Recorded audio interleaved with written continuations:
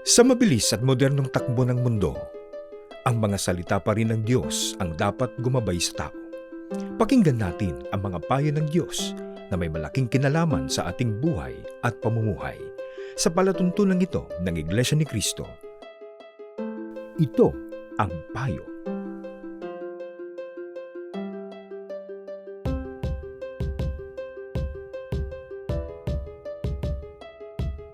Magandang araw po sa inyo mga mahal naming taga-subaybay. Hangad po namin na kayo po at ang inyong sambahayan ay nasa mabuti pong kalagayan. Welcome po sa ating program. Ito ang payo. Ako po ang kapatid na June Aro. Isa po sa pinakamalaking problema ngayon sa paaralan, kasama na po doon ng mga magulang, mga estudyante, mga teachers, ay ang bullying. Ano po ba ang bullying? Pakinggan po natin ang paliwanag ng kapatid na Jimena Godinez, isang licensed professional teacher at isang registered psychometrician. Kamusta po mga ginigiliw naming taga-subaybay? Ako po ang kapatid na Jimena Kyra Godinez, isang licensed professional teacher at registered psychometrician. Today, let's discuss what is bullying. Okay, according to statistics, 1 out of every 5 students experience bullying. So with that number, no, talagang mapipicture natin na ito ay talamak na nangyayari. Okay? So usapang bullying, kailangan po nating tukuyin ano nga ba ang iba't ibang klase ng bullying, sapagkat pagtukoy ng mga iba't ibang types of bullying, this will also help us, okay, find out what kind of intervention or help that we can give for those who are victims of bullying. Okay, so let's begin with the first one, physical bullying. Ito ang klase ng bullying na talagang nakakapanakit ka ng kapwa mo, okay, sa pampisikal na kaanyuan, okay? This type of bullying would leave a mark physically speaking, okay? And most often than not, this would result in injury. At syempre, ayaw naman nating na-injure. Napaka-dangerous din, okay? The type of injury would depend on the level of physical bullying that was given to the person, okay? Verbal bullying naman tayo, dito ay gumagamit tayo na mapanakit na mga salita. Okay? And itong mga verbal bullying naman na ito ay hindi man ito nagli-leave ng mark, physically speaking, this would leave a mark deep within the person themselves. And this would affect them psychologically, emotionally, and basically for the overall well-being of the victim of bullying. Okay? Sumunod naman ang social bullying. Nangyayari ito sa mga kadalasan group of friends or group of people na para bang may nili-leave out silang tao. At ang magiging epekto nito sa taong nakakaranas ng feeling left out ay hindi rin magiging okay ang kanilang state of mind. Psychologically and emotionally speaking, this would scar them internally. Kahit ba hindi halata sa panglabas na aspeto ng taong ito, this would affect them even while doing their day-to-day routines. Okay? And lastly, we have cyberbullying. Nako, sa modern day and age natin, kung saan napakarami ng social media platforms na lahat ay may access. Ano bang edad mo? These people would use social media to hurt other people as well. For example, by hiding in a anonymous identity, okay? They would leave, for example, sa isang social media platform, hurtful comments with the intention talaga na makapanakit ng ibang tao, okay? At ito namang nakaka-receive ng cyberbullying, okay? The victim themselves, they don't know sino ba tong taong to at nakakadagdag ito sa masakit na epekto sa pang-overall na well-being nila. Okay? And having identified these different types of bullying, physical, verbal, social, and cyberbullying, this would help us figure out as well the best way to help the person who is experiencing this bullying, okay? Yung interventions and basically the support that we can give them so that they can overcome of what is making them feel even more hurt, okay, in the process of being bullied, okay? So spreading this kind of awareness could help numerous people. So I hope having identified these things, having talked about this, could help so many people in the long run. Ang narinig po ninyo ay pahayag ng kapatid na Jemina Godinez, isang licensed professional teacher at registered psychometrician. Ano-ano po ba ang epekto ng pambubuli doon sa binubuli at doon po mismo sa bully? Sa website po na stopbullying.org, ganito po mababasa natin doon. Sa binubuli, maaaring magkaroon ng depresyon o anxiety dahil sa labis na kalungkutan, pagbabago ng pattern ng tulog at pagkain, kawalan ng interes sa mga aktibidad na dati ay gustong gawin. Pangalawa, pagkakaroon ng health complaints. Pangatlo, pagbaba ng academic achievements, kawalan ng ganang pumasok sa paaralan kaya madalas na uma-absent o mas malala ay nagiging dropout na. Kasi nga natatakot dahil sa pambubuli sa kanya, nagkakaroon po ng trauma. Sa mga magulang po na sumusubaybay, baka ang ilan po sa mga nabanggit po namin ay napapansin po ninyo sa inyong mga anak. Umaksyon po kayo. Kausapin niyo po ang bata. Kausapin niyo po ang inyong mga anak. Kausapin niyo po ang paaralan, ang kanilang mga teachers, kaibigan, kaklase. Baka ang anak po ninyo ay biktima po ng pambubuli. Sa mga bata naman pong nanonood, nakikinig po sa atin ngayon, kung kayo po nakakaranas ng pambubuli, ay sabihin ninyo sa inyong mga magulang. Magsumbong kayo para ang mga magulang ninyo magawa rin nila ang marapat na hakbang para matigil ang pambubuli na inyong nararanasan. Ano naman ang masamang epekto ng pambubuli doon mismo sa bully? Sa ganun pa ring website, ganito ang nakasulat po roon. Ang mga bully ay maaari raw ma-engage sa alcohol and drug abuse, mapapaaway, gagawa ng vandalismo, magiging school dropout, magkakaroon ng criminal record, at pagtanda nila ay magiging abusado sa kanilang magiging asawa at sa mga anak. Kaya hindi po mabuti ang pambubuli. Hindi mabuti na maging bully ni maging biktima ng pambubuli kasi pareho pong mayroong negatibong epekto ito. Ang pambubuli, nararanasan yan sa paaralan, sa pagitan ng mga estudyante, or sa workplace, sa mga may edad na, mga may trabaho na. Masama po, may edad na, ay nambubuli pa rin. Pero bakit ba may nambubuli? Ano bang karaniwang dahilan at mayroong nambubuli? Sa website na childrenfirstcanada.org, ganito po ang sinasabi sa website na yon. Ang bully raw ay naghahanap ng atensyon. Kasi nga, sa bahay, ay hindi siya nabibigyan ng sapat na atensyon. Kaya sana sa mga magulang pong nakikinig ngayon, sa mga guardian po ng mga batang nakikinig ngayon, alam po namin busy rin kayo sa inyong mga ibang gampanin, lalo sa paghahanap ng pangangailangan ng pamilya. Pero sana po yung emotional needs ng bata, yung atensyong dapat maibigay sa kanila, ay naibibigay po ninyo. Ano pang isang dahilan bakit daw may nambubuli? Dahil sa insecurity. Kung naiisip po ng isang bata na yung kaklase niya, kaibigan niya, o yung ibang bata, mas magaling sa kanya, mas matalino sa kanya, mas mayroong skill sa kanya, ay sa iba nagiging dahilan yon para tuyain niya yung batang yun na sa tingin niya, insecure siya doon, mas mahusay sa kanya, kaya binubuli niya. Ano pa isang dahilan bakit nagkakaroon ng pambubuli?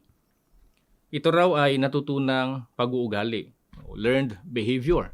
Kasi nga, itong nakikita ng mga bata sa mga taong nakapalibot sa kanila. Ginagawa ng mga taong kasakasama nila, mga taong nakatatanda sa kanila, sa tingin nila parang masaya, mabuti, natututuhan ng bata, kaya ginagaya. Ano pa pong isang dahilan bakit may nambubuli? Ito po, ang bata ay maaaring naturally dominant.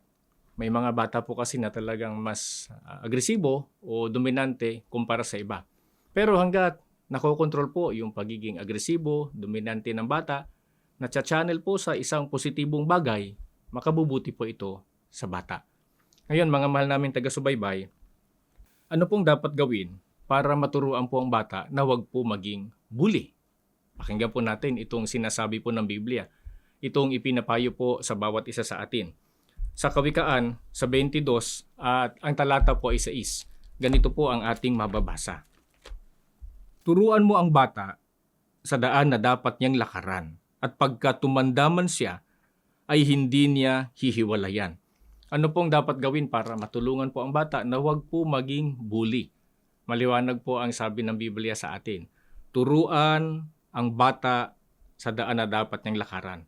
Sino po bang pangunahing may pananagutan po sa pagtuturo po sa mga bata? Yung mga magulang, yung mga guardian po ng bata. Kaya yung mga magulang ay dapat po mahusay magturo sa bata.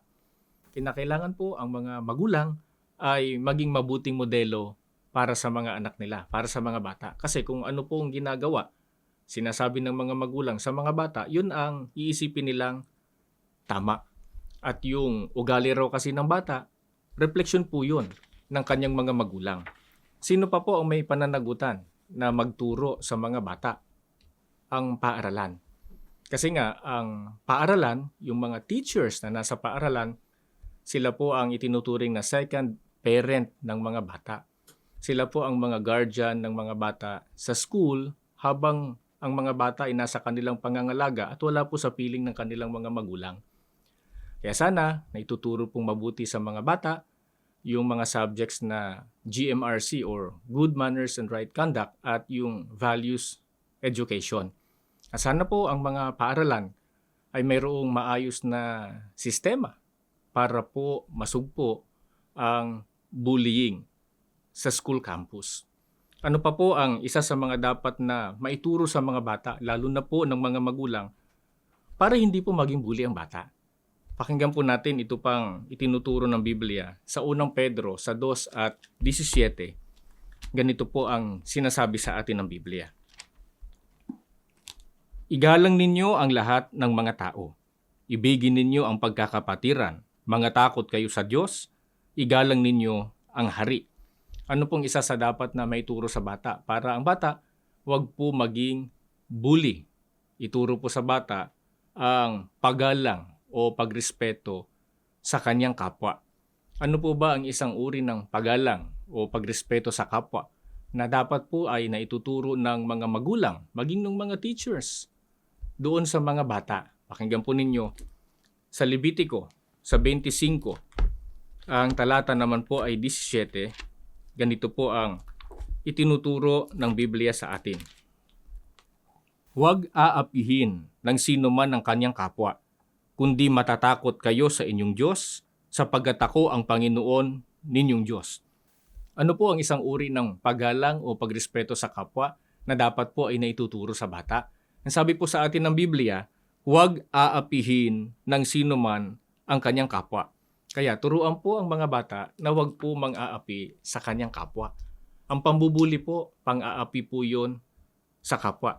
Kaya kung nakikita po ninyo ang bata, nakikita ninyo ang inyong mga anak, may ugaling dominante, nahuhulog na po sa pang-aapi, pambubuli sa kanyang mga kalaro, sa kanyang kapwa bata, ay sawayin po agad.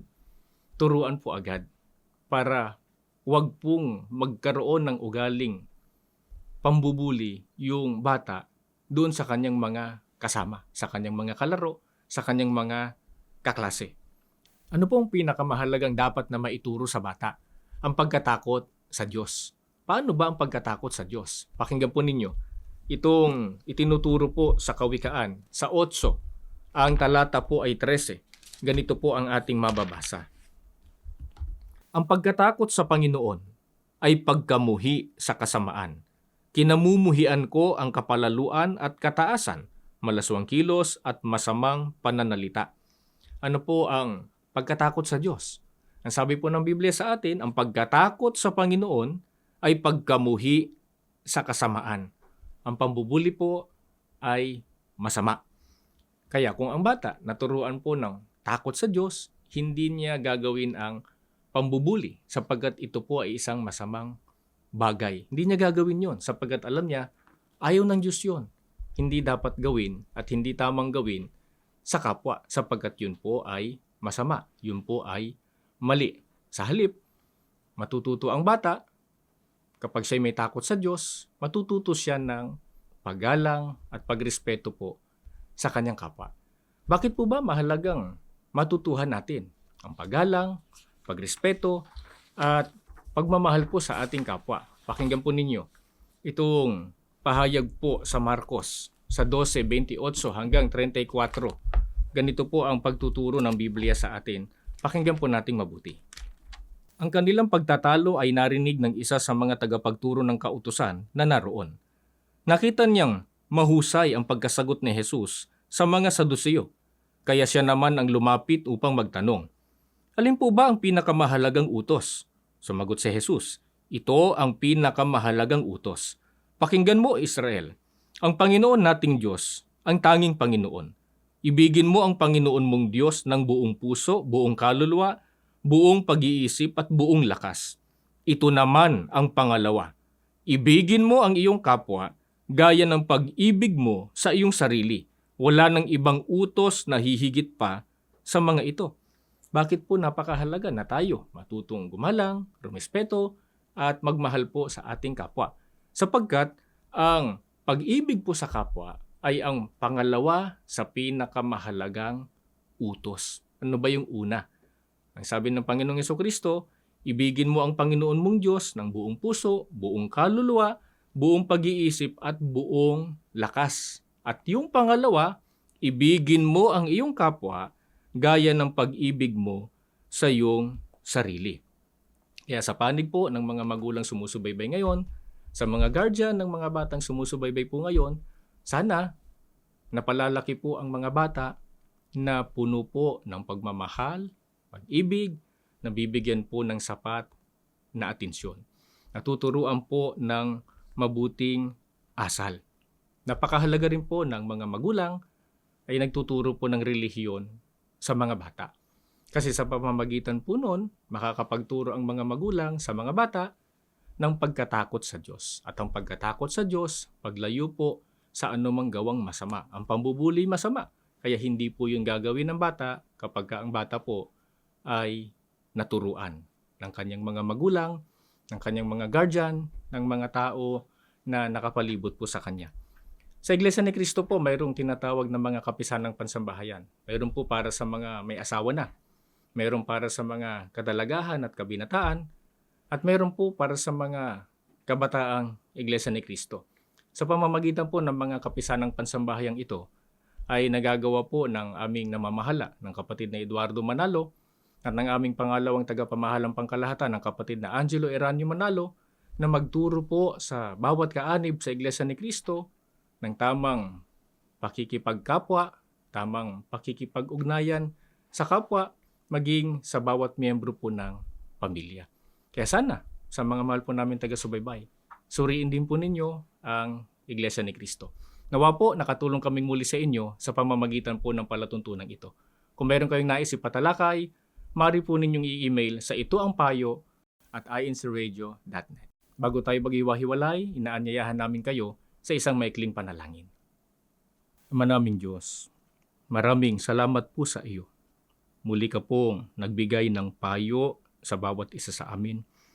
Paano namin magawa ang maayos na pakikipagkapwa at kung paano namin magagawa na mapabuti ang kaugnayan po namin sa aming kapwa. Tulungan mo po kaming lahat, mamayani sa amin ang pagmamahal, paggalang sa aming kapwa. Makita mo kaming ginagawa ang mga bagay na nais mo at sa pamamagitan po nito, makapagbigay kasiyahan kami sa iyo, kaluwalhatian sa napakabanal mong pangalan. Payagan mo rin po sana, Ama naming Diyos, ang mga naabot ng palatuntunan ito na hindi pa po namin kasama sa loob ng iglesia, makapagsuri rin po sa mga aral na sinasampalatayanan ng iglesia upang sila man kung maaari matawag mo, magkasama-sama kami sa loob ng iglesia sa paglilingkod at pagpupuri po sa iyo. Panginoong Hesukristo, ipamagitan mo po kami sa Ama at lagi mo kaming ingatan sa araw-araw ng aming mga buhay. Ama, ang lahat ng ito magalang naming hinihiling sa iyo sa ngalan po ng aming Panginoong Hesukristo. Amen. Sumainyo po ang mensahe ng ating palatuntunan sa araw na ito. Maraming salamat po sa inyong pagsubaybay. Hanggang sa muli, sumaatin nawang lagi ang mga biyaya ng ating dakilang Diyos.